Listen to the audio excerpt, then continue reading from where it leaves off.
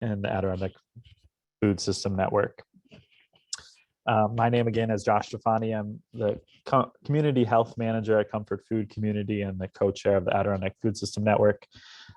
And before we kick off this session, just want a quick thank you again to our sponsors, our keynote sponsor of New York State of Health and our premier sponsor of Glens Falls National Bank and Trust. It's been a great help to help us put on this conference. And just as always, a few reminders. Please remain muted with your video off during the presentation. If you have any questions, I'll be monitoring the chat and we'll have a designated time towards the end of the conversation for that Q&A session. All presentations will be recorded and archived available on the Food Justice Summit webpage at ahihealth.org. And as always, tomorrow we'll be receiving a survey. We really would appreciate your and love your feedback from these sessions.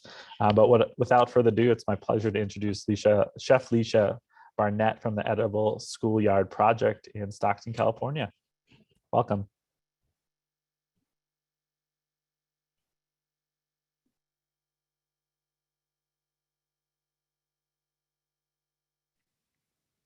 All right, can you hear me now? Yes, we can hear you. Let's see, sharing the screen. Well, it's good morning for me. I am in California, and good afternoon to everybody who is on the East Coast. We are going to discuss cultural competency in food justice today. So, here we go.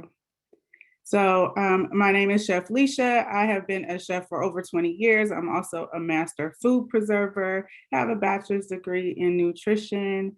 I am currently a teacher for the Edible Schoolyard Project, which the main office is in Berkeley, and I work in Stockton. I'm a disabled veteran, and I have my own spice line and podcast where I just talk about random food stuff. I'm really happy to be here today. And well, let's just start off with, what does cultural competency in food justice even mean? Well, food is more than what's in your shopping cart. It is connected to your culture, your heritage, your race. Food is more than just eating for nourishment. Everybody celebrates with food. All of our moments of happiness and our sad moments are also connected to food in so many ways. We eat at funerals, we eat at weddings and graduations, and food is all around. And understanding the role that food plays in our lives is really the base of understanding the importance of cultural competency in the world of food justice. So one of the main things that we know, and the reason why we are here, is that there are certain barriers to access to food in all different areas of the world, not just urban. This really affects the rural folks as well. So your location, the amount of time it takes to shop and to prepare food, your skill level in the kitchen, the amount of food, the prices, how much it costs, and what type of community support that you have are all really part of the things that keep and hold people back from being able to have the access that they need to the food that nourishes them and keeps them well and whole and sustained. And in thinking about these things, we know that this wasn't by accident. It's just not a haphazard thing. One of the phrases that we hear often a lot is food deserts. And it was a term that has been used even in this week and other times as well. But a desert is a naturally occurring thing, right? We have deserts, we didn't create a desert. But food deserts were actually purposeful over the years of systemic oppression and racism, with redlining and all of the other things, city planning. Access is a barrier because of systemic racism. And one of the big things that we need to understand is that when we approach food justice in giving people the things that they need to survive, we have to understand why it happened, when it happened, as well as what we're going to do to fix it. So respecting the culture in the community is, and their way of life is the first thing that you want to do when you address the lack of competency in food justice. One of the biggest things that I learned in doing this work is that I don't know everything. Even though I grew up in Oakland, even though I lived in what was a food desert, um, I don't know everything about every community that I am addressing. I might know that there is a problem, but even me. So one of the things that you have to do is learn the people, find out what they have access to before you start the work. The background work is so important in this process in knowing what is already there, because what currently exists may not fully meet every single need that the community has, but it's been filling in some gaps and it has been doing some things. So coming in and inviting the community to the table, the people of the area that you want to work with, and giving them the dignity and pride in saying, okay, what is it that you are looking for? What do you need? What do you hope to gain? I think those things, inviting the community, means so much. In my work, if I did not sit at the table with the people in the neighborhood that I was providing the resources for, I would be, it's a sort of sense of, I assume, right? And nobody ever wants to assume. And when we assume certain things, then we could be offending people and not even really know it. So learn the culture, learn the community, spend enough time in those spaces before you start the designing and the planning of the work, and invite the community to the table with you. One of the biggest things that I have seen is this understanding that someone on your team, someone that you work with, your partners, and all these other people they are not addressing the community with the proper dignity and respect that they deserve. And oftentimes we like to address that on the back end and kind of say, well, you maybe not want to do that. My suggestion, depending on what the situation is, address it head on and in front of the very community that you are looking to support, because what they want to know is that you are really there for them, that you are not there for your own self-serving purposes or anything like that, and that you really have their back. Because again, organizations come and go, and sometimes people come in and they do this work that is real blanket, that is very like, at the holidays, during the holidays, everybody wants to pitch in and do something good for the community. But the rest of the year, where are the people? And folks can tell when you're disingenuous. They can tell when you are not connected really to the heart and the root of the work. So you really want to make sure that you are right there, you're calling things out as you see them, and you really are giving people the dignity that they deserve. I've designed several programs with community partners and other organizations with my work at Edible Schoolyard Project, as well as outside. And honestly, the first step is spending that time with the community and learn the needs of what the community has.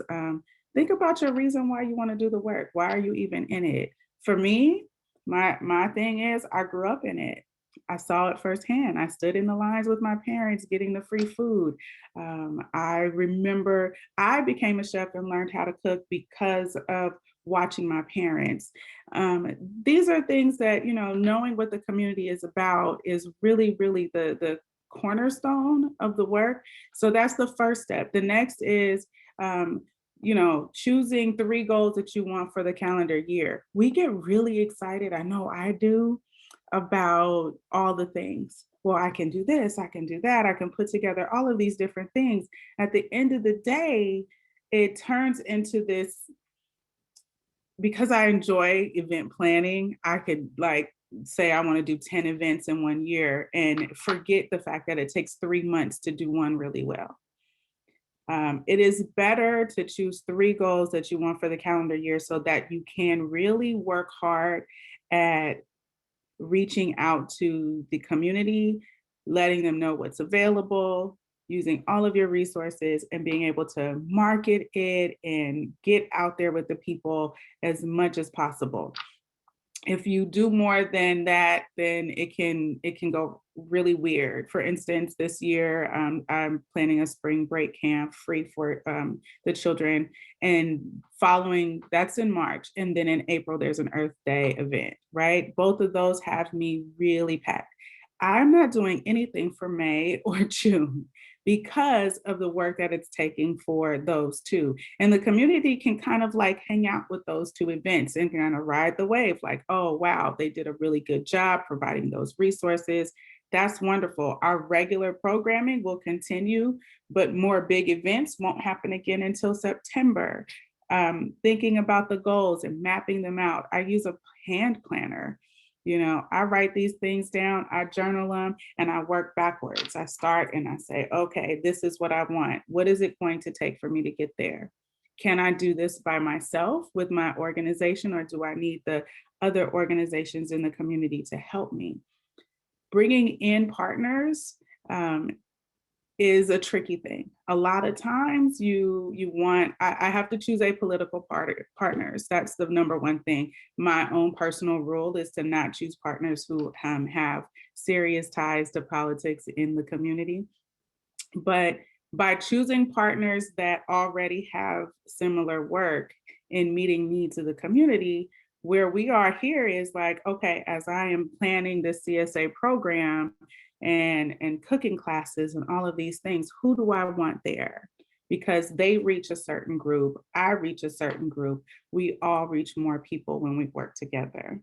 Using the social media platforms is my favorite thing to do. And I'll tell you why. Right now, it's free. You can reach a lot of people without having to pay a lot of money, but you have to be very careful in how you use these platforms, because people want to see themselves. I really do believe in making sure that there is an investment in, let's say, Shutterstock, Canva Pro, these types of things where you have a variety of images of people that look like the community that you're working with, so that it is inviting. Everybody wants to see themselves, in a space, in a time and place, and know that they're welcome. If I never see anyone who looks like me on the marketing design of any organization, I might not think that you really are for me. And you could be in the community doing some wonderful stuff. But if you're not really, inviting the people in by using imagery that, is of the community, they're going to be skeptical. So that's one really, really big thing I can't stress enough in terms of being transparent and inviting public and engagement events. I know in the time of COVID, we are not able to gather as much as we have been in the past.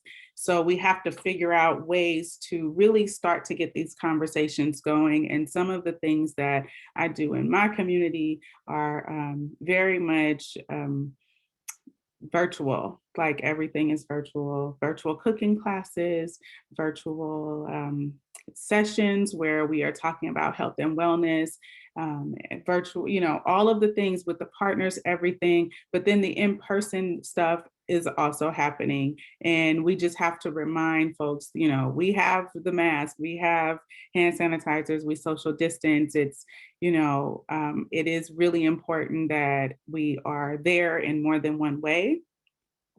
But also knowing that sometimes people will not like your mission. They will not like your goals. They will think that you are making a big deal out of nothing, or that there are bigger issues than food justice. A lot of people don't even know what that means. And this is the opportunity to shine and, and say, I understand, but this is what we do. And this is why we do it. One of the biggest conversations I had with someone was, social justice is a sham, it's a scam, and food justice, what does that even mean? There's food everywhere. And then the facts of the number of folks who are qualified for entitlements like SNAP and WIG, and those who are they qualify but don't use the programs, or people who don't even realize that they're food insecure. That's where you just start to speak from your heart and hope that you can help them come around, but understand that it's not always going to happen. But the conversations have to be inclusive from top to bottom.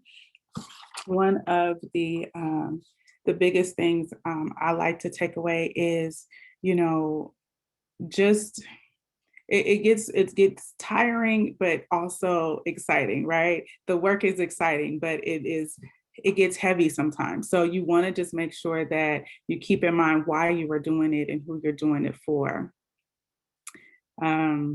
I have a lot more to say. I didn't want too many slides, to be honest, because I like to engage with the people. So here's my contact information if you want to have more conversations, but I am really ready to kind of open it up for a broader discussion with the rest of the room, everybody who is in here, because again, I want to see your faces and hear your voices. So I hope this is okay for me to stop sharing at this point and we can just talk, because I really want to drive home the point that including people of different backgrounds is important. Hiring folks that are in the community and paying them their wage is important. And getting to the nuts and bolts of the program development, that's really where it is. It has been in the search to connect with the people right where I am. And that's how we build the relationships, because this is about relationships and not really this whole like step by step, plug and play type of thing. So I'm going to stop sharing, and then we can go back over here. And I am ready for questions, comments, anything.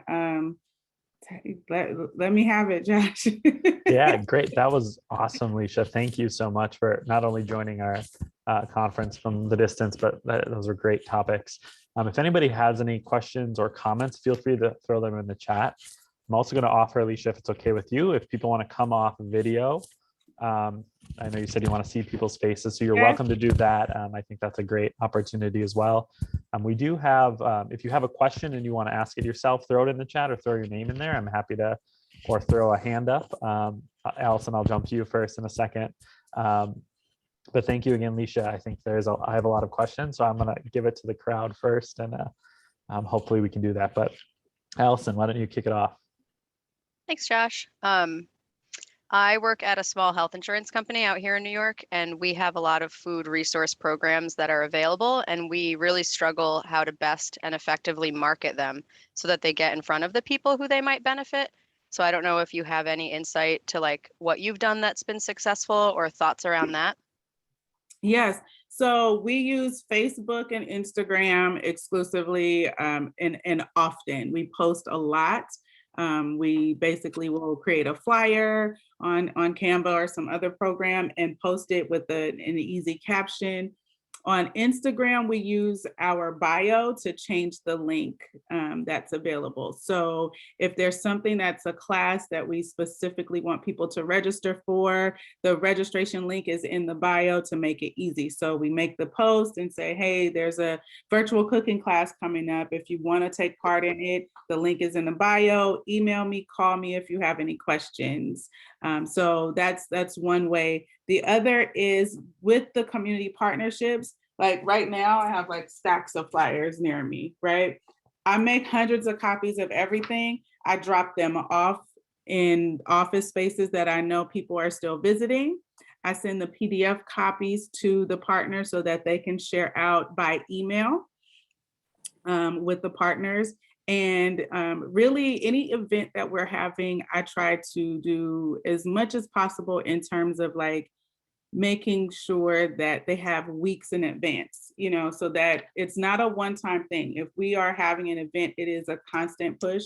So yes, we do have to have a budget for printing, but that's where it balances in terms of using all of the social media platforms, LinkedIn, Twitter, Facebook, Instagram. Most people have them even if they're food insecure. So, it's just a matter of being consistent, posting breakfast, lunch, and dinner. As a business owner, that's one of the things that people really, you just push that button 3 times a day and share the post and use the story, really know how social media works. I really feel like it's a very effective tool when you are using that as well as that in-person handoff and email. Great, thank you. Thanks for that, Liesha. Do you have a few questions in the chat I want to get to? Okay. It looks like Cody, I'm just trying to scroll up here. Yep, Cody, in terms of inviting the community to the table, do you have any suggestions for how to do that in a long-running food access nonprofit? So with Edible Schoolyard in Stockton, we have a 6-acre farm. And what we really want are the people that are in that immediate area to come into the farm. So there is a small community center where flyers are dropped off. They also have a PDF copy of the events. And we have actually recently started walking the neighborhood and handing out flyers ourselves.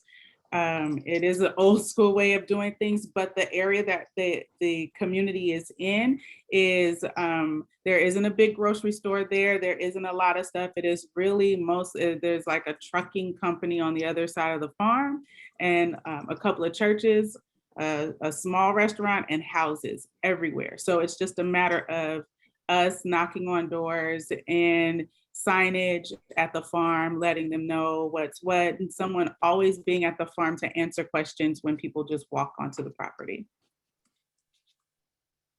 Awesome. Yeah, that's a good old school way of doing it, just making those laps. How can people from outside the community help without co-opting? Oh, that's an excellent question. Hire out. Hire out. Definitely look at getting people who are experts in that field, in that area, that resemble and look like the community that you're trying to reach. They will trust you more and really consider like, Edible Schoolyard, the last year we've participated in a anti-racist learning journey that was designed for us from Columbia College by a wonderful, wonderful educator who really just helped us work through all of the underlying microaggressions and things that people may have and not even realize it as an organization as a whole. So investing in training as well as hiring out and paying people with their work to be the representation for you within your organization. Great. Great question, and thanks for the answer. So we do have a longer question here from Sarah. When marketing and programming and events, should we be focused on marketing to direct community in terms of diversity, or should we just always be open to marketing to all? For example, I think she's getting at the North Country is limited in terms of its diversity and demographics, but we want to make sure everyone is included. Sometimes you can't help where you live, where you work, right? The demographics are what they are. That is not really something that you can control. But if you want to make sure that everybody understands that everyone is welcome, again, it's in the imagery, it's in your logo design, it's in your marketing materials, it's in everything. I make a concerted effort whenever I use photos of actual people that aren't cartoony to rotate and put in as many as I can of very different people all the time, so that they never ever get the image or understanding or thought that this is only for a certain group of people.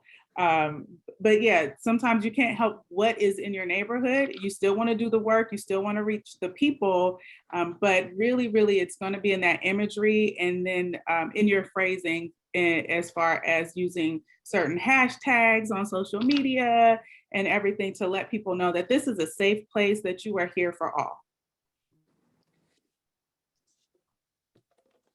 So And another question on what programs do you offer for children? And I would also add, and piggyback off of Allison's question previously, older adults. We have a pretty older demographic in the North Country. So the odds and the ends here. Okay, so my programming is primarily for children. The kids I teach on a regular basis at Edible Schoolyard Project, we teach, I personally teach cooking because I am a chef. I teach all the cooking classes. I teach some of the garden classes. And what we do is we design curriculum. We have some wonderful people on our team. I've been trained over the last couple of years to write curriculum that is very specific to our goals. Our goals are all about creating this space where beauty and enjoyment with food and health and wellness all live in harmony, and culture is welcomed, right? So in the design of our farm right now, we recently got the land. We are actually building out ADA spaces, as well as an area that is safe for elderly to grow food as well. The elevated raised beds where, they're high enough to come up to your waist. No one has to get down on their hands and knees. And inviting the elder community with the sensory garden and explaining to them, and as well, that this is a space for families. It's for every age, every person, but also designing our experiences in a way that makes it safe for them. And we have to tell them, like, we can show them, but we also have to, really say, it's really okay. Walk this way, come over here. This is the pathway that you want to take to get to that part of the farm where it's, you're not going to trip and hurt yourself, or, farm life is farm life. There's stuff everywhere. But what we're really trying to let everybody know that this is a space for all ages.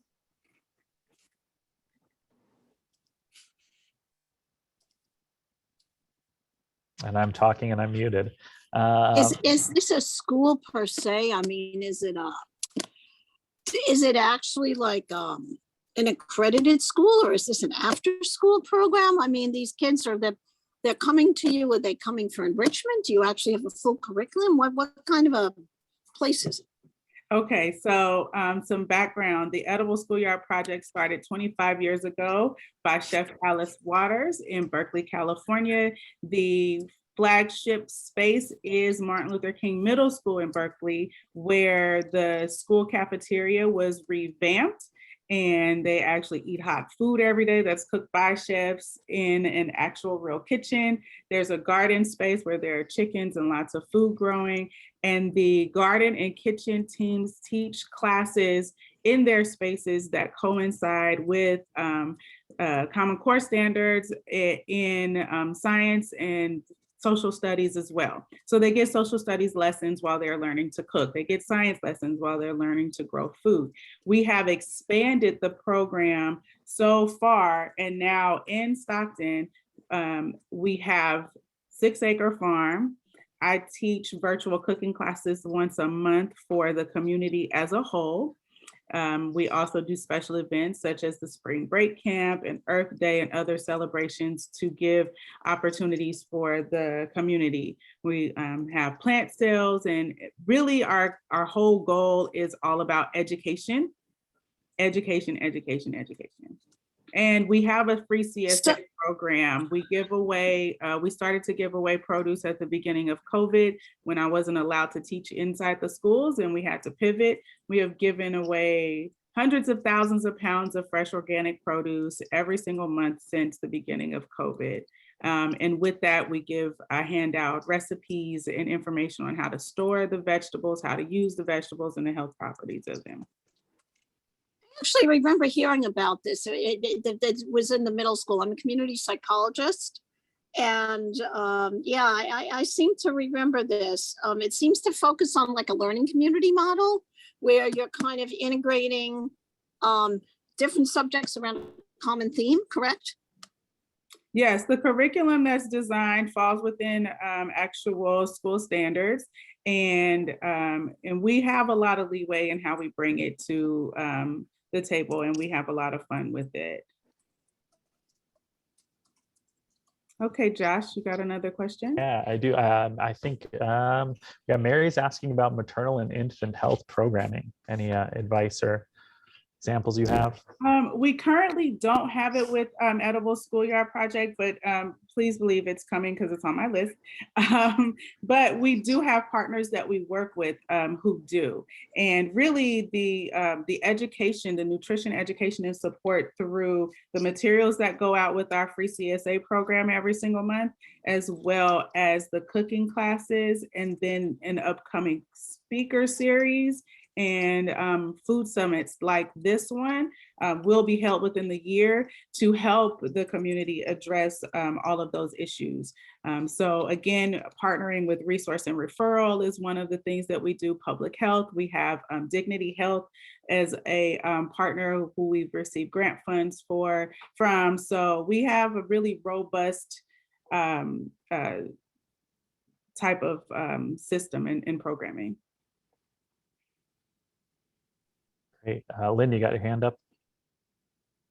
Yeah, thank you so much for your talk. I'm the executive director of a community farm, and we've really done a lot of production to get started to feed the community. That was a big focus during COVID, and now we're ramping up our education. We just hired our first education director. But one thing that I was noticing is, we have a 15-acre farm that we have in production, which I think is a really great learning opportunity for kids. So just curious about your approach of like having acreage and having production, but then also I don't want it to be separate from our educational programs, but also like we have tractors, we have heavy equipment. So just curious about how you mesh the education with the production side. So our farm is broken down into 3 parcels. So there is only one space that the children are on at this time.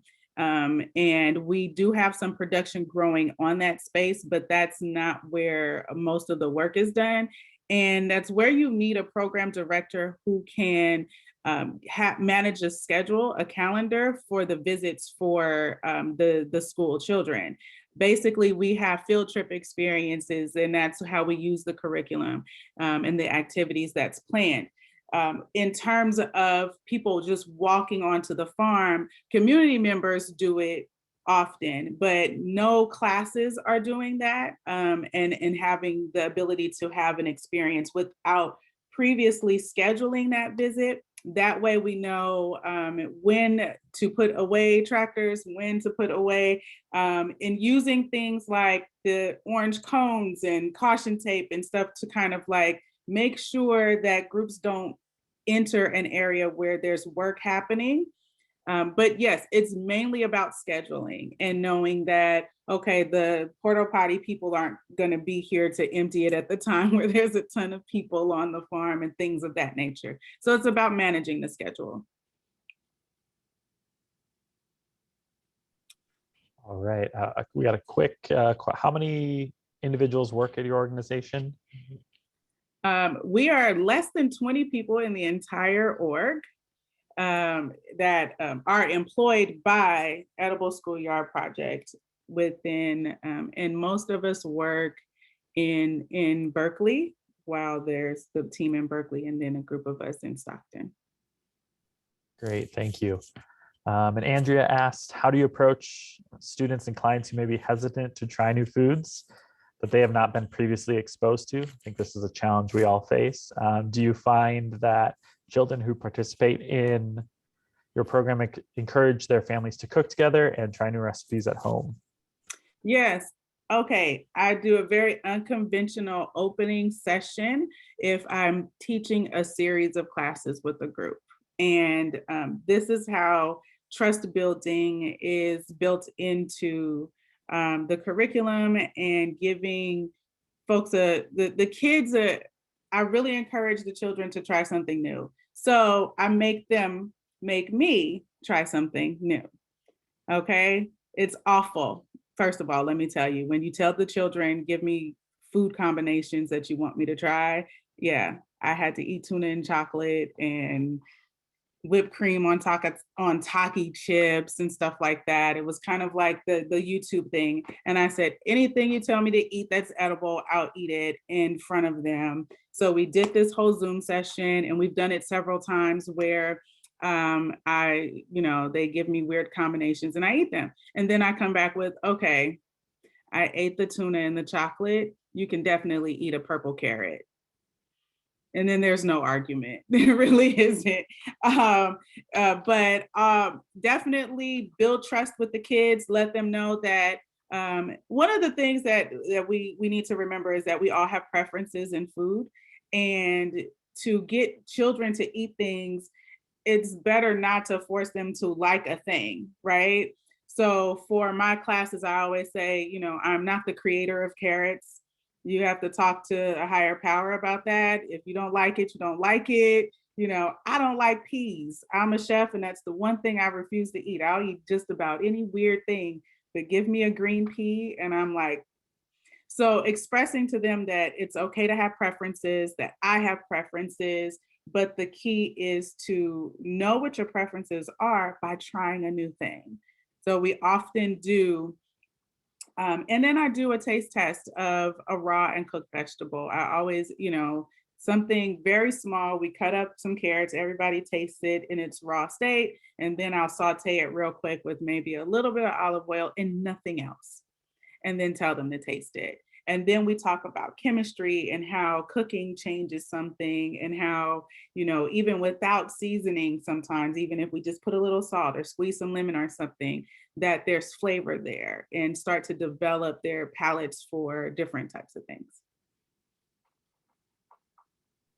Those are such great ideas. I wish I had thought about that when I was an educator of high schoolers. That's awesome. Thank you so much. I'm not seeing any more questions. Does anybody have any questions for Liesha? There's a lot to unpack. If not, we have time. we do have some time. I'm curious too a little bit about, in one of your earlier slides, you talked about dignity within the work that we do. And so a lot of our organizations work within emergency food assistance, so pantries, or working with low resource individuals. So I'm curious about your thoughts and suggestions on how to build, that space for dignity in vulnerable situations.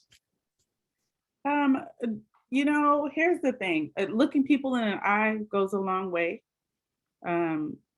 Pleasantries like good morning, good afternoon. I worked at a food bank for a very long time, and seeing those types of things, and versus the employees who did not greet people in that way, you could see the immediate difference in the approach, in the response, as well as also, just this awareness that anybody at any time could be in a position of need.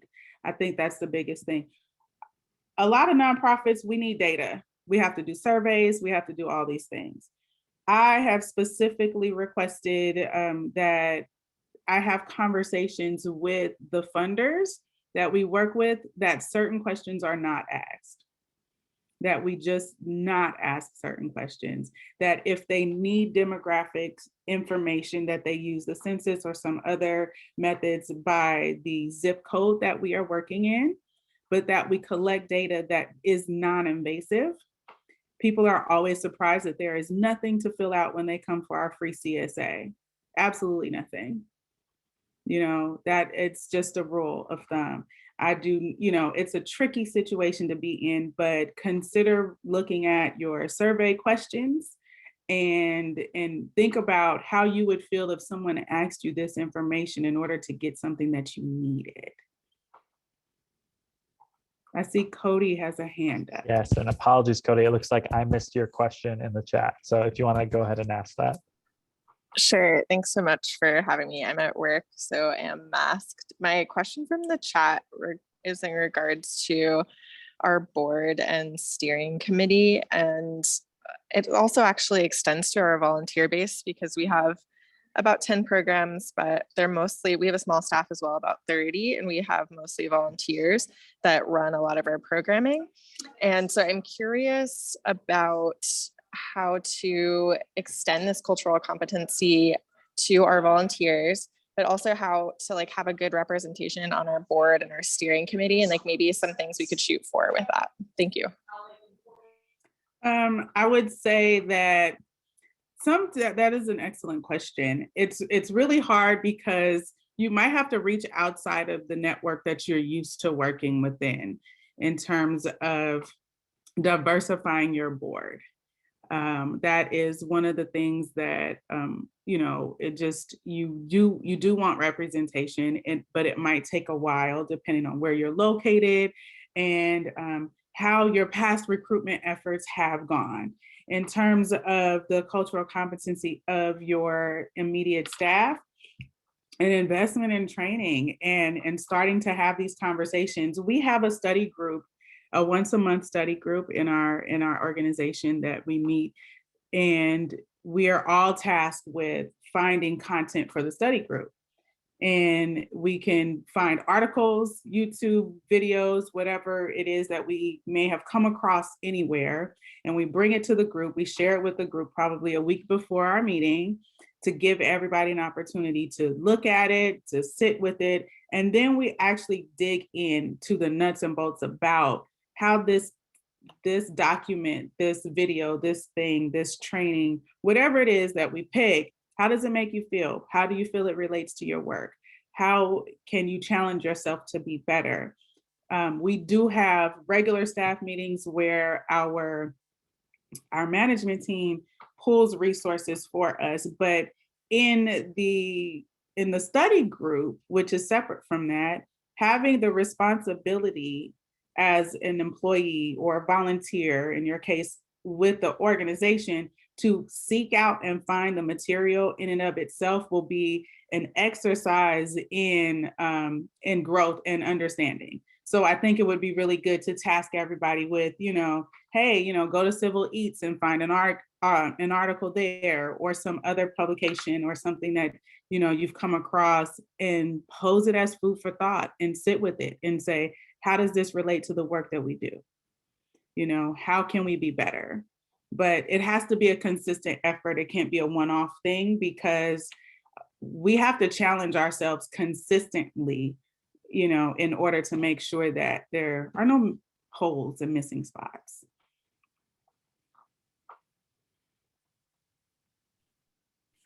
Great question. I think a lot of us had that exact struggle from time to time at our organizations. One more question coming in from Sawyer. How do you think about personal food procurement methods like hunting, fishing, gardening, canning, and gifting in places we often call food deserts? In the Adirondack region, I often wonder how we might acknowledge these ongoing traditions with our discussions of food justice. I love that question, because I'm a master food preserver, and everything I teach includes a approach from a root to stem, farm to table, sustainable model of using everything that you have at your disposal, right? So basically giving space, because a lot of what you just mentioned are like cultural practices in certain groups in areas where it's a thing. You hunt for the meat that you're going to eat for a time. You fish for a certain, and you store it and all those good things. We definitely acknowledge, support, and encourage those activities. And then I teach food preservation along with cooking, in terms of showing people how to use, for instance, making pesto with the carrot tops while cooking the carrots. And then, using the stems of the carrot tops in your compost. So, you get this well-rounded thing. Oh, did you know you could pickle okra? It tastes different than the way you might think. Just lots of food preservation, lots of, and you open the door to a lot of cultural practices when you suggest that in particular as well. So that's really what's interesting, because you'll find out people do a lot of things that are very culture specific in that way. Great. Yeah, great question. That's such a big part of the Adirondack region is and the culture is the hunting and fishing and that those practices. So thank you for that. Yes. Mhm. I'm just trying to look and make sure I didn't miss any questions here.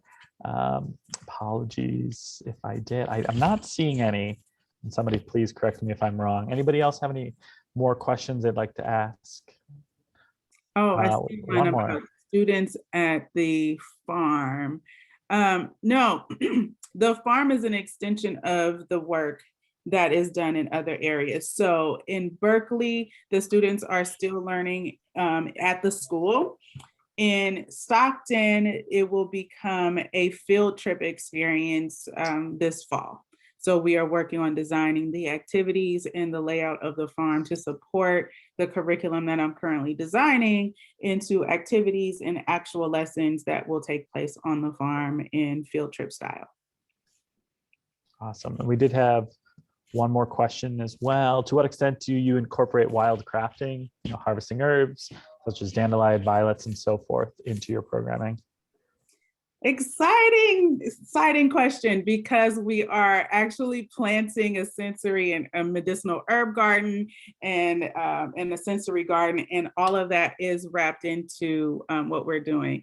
There is an activity that I'm designing right now called I haven't titled it yet, but it's all about foraging and grabbing things and creating anything that you can think of with what you find in that area of the farm. So it's all a part of it. Art and flowers and beauty and everything is wrapped up into every single thing that we do, so that that creativity can flow.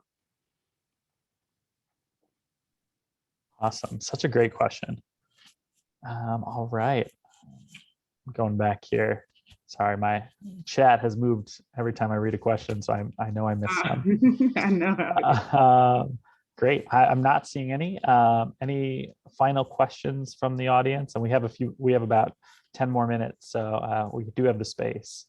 Or any final thoughts, Liesha, as well, that you want to throw out there, things you want to dive a little bit deeper into? Well, I'm sorry. Go ahead. One thing I wanted to mention is in your work, make sure you're reaching out to the cooperative extension, 4-Hers, Girl Scouts, all of these other orgs, because you can really work hand in hand. The Boys and Girls Club. Many organizations have resources. They just need it's kind of one of those things where we're better together. Well, I have this idea and I have this. Well, I have this idea and I have this. Since we're such a small team, the Stockton team has only 4 people, right? And within that group, we are feeding, with our CSA program alone, over 500 families every single month. And that doesn't count the online classes and all the other things that we are involved in. I think it's really important to know where you start and stop as far as an organization and how you can partner with other people. There's an org called CAF, California Association for Family Farms here. We have secured funding for them to facilitate classes and everything on behalf of us in our spaces. So wherever you can do that, because a lot of us, we have small teams and we want to do so much, but we don't have the manpower. But there are some times when, if you have received grant funds from someone, let's say Dignity Health gave us quite a bit of money. Now they're going to do health screenings at my Earth Day event. This supports the community in so many ways. We still have the funds to do what we need to do, but now a whole entire community gets health screenings that they may not have had access previously. Julie, what's your question? Oh, I just wrote, can you talk about how you're feeding the community? And my other question, because I actually read about the kids in the school many years ago. So in other words, the kids are still in the school, but you have another group that's going to the farm, correct? Yes. As a whole, Edible Schoolyard Project, there are locations all over the world, and there are different programs happening at each location. So the reach it just really depends. Our programming is like, I've been really given such a wonderful opportunity to do just about anything in terms of meeting the needs of the community. So Breaking up. it may not completely line up with what the old model used to be because it's new. Are you guys able to hear me? Yes. Okay. Did you have any follow-up questions, Julie? I think she's actually, we're losing her a little bit. Yeah, I think we are losing her. My other question was, so you mentioned that you're feeding the families in the community. So in other words, your farm is feeding the underserved population. Is that what you're saying? And how are you reaching these families? What's your catchment area? So right now, because we've only had the farm since August, we don't have 100% harvest to feed. So we actually pay another farm that's local for their organic produce that we package up and give to the community. Okay. Yes, it'll be probably next year or even after that, as we kind of deal with soil testing, amending soils and things like that, and crop planting before we can fully handle our CSA on our own without supplementing from another farm. Are you going to be joining together then to do this venture, or are you going to be separate? At some point, we will separate and completely only have the food that's grown on the 6 acres given out to the immediate community. That's the goal. Okay. And how is that farm finding the people that it needs? Oh, that need the food. I mean, are they advertising? No, this farm is a well-established family farm that's been in the area for a long time. We just purchased directly using our grant funds, and we advertise to the community in the ways that I mentioned earlier in terms of social media, flyers, handouts, and word of mouth. Okay, thank you. You're welcome. Great, thank you. We have time for about one, maybe two more questions. Any remaining outstanding topics?